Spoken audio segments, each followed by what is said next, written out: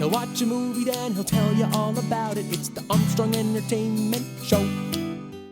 Hello everyone, and welcome to Armstrong Entertainment. This is Chad here, and I saw the Netflix 7-part documentary series, Tiger King: Murder, Mayhem, and Madness. Now yes, I really did watch all 7 episodes today because of a little thing called coronavirus. So first, I would like to give a shout out to the podcast Joe Exotic Tiger King, which came out on the Wondery Network last year. And that's how I first heard about this story. And this podcast that I listened to last year was amazing. And I'm so happy they turned it into a documentary series, because actually seeing the footage and meeting these people in person and not just in your ear holes was very interesting. And the story's insane.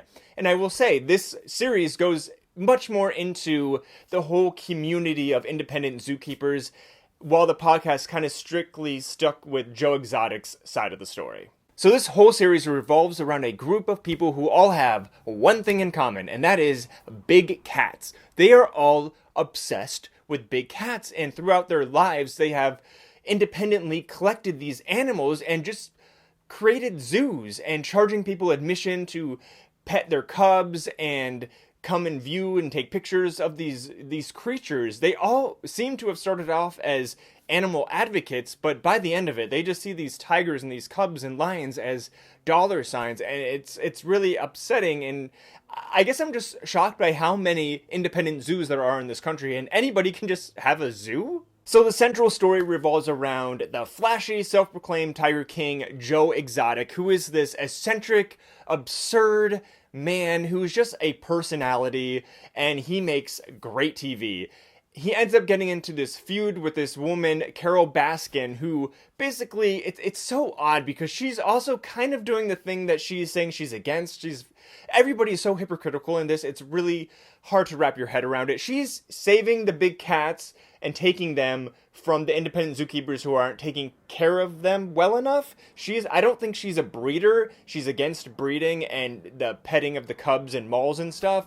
So she's the good guy, I guess, in the scenario, but her feud with Joe Exotic is the central story of this series. If you are ultra sensitive to animal abuse, maybe you'll want to stick away from this. They don't really show animal abuse, but they do show them in cages, and maybe they're hungry, and they're showing them some uncomfortable situations. But overall, I thought they did a very good job with deterring from the animal abuse part of it. They definitely let you know that it kind of happened, and there were some bad things that were going on with these poor animals, but in the podcast they really dive into it and go into explicit detail, so I was glad they left that out. Joe Exotic is definitely the poster boy for this series, and he is just a freaking character. It's just like, I just want to see some sort of psychological breakdown of his psyche and the type of person he is, and just somebody explain to me what happened to him where he just became this guy.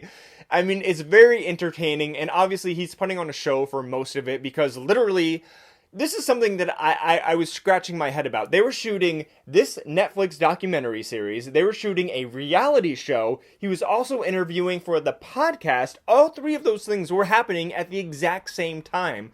And God knows what other behind-the-scenes footage he was shooting. So he must have had cameras and people in his face all day long, 24/7 for like 2 or 3 years.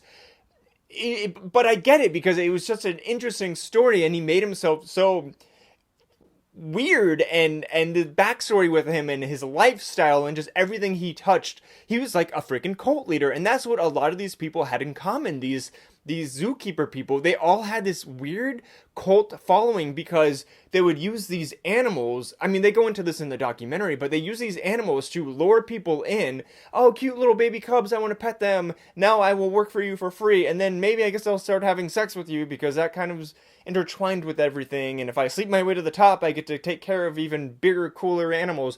It's just such a weird situation, and it was so interesting to watch. So if you listen to this podcast like I did, have no fear. There is something for you in this documentary series. They don't just focus on Joe Exotic and Carole Baskin's feud. They go into a lot of the other zookeepers and their backstories and all of the skeletons in everybody's closet, because there are a lot. I highly recommend watching this. It is so bizarre and weird and crazy. The music videos are a nice added touch. It's nice to be able to visualize something that I only listened to last year. So it is called Tiger King: Murder, Mayhem, and Madness, and it is now streaming on Netflix. I highly recommend it. Until next time. He'll watch a movie, then he'll tell you all about it. It's the Armstrong Entertainment Show.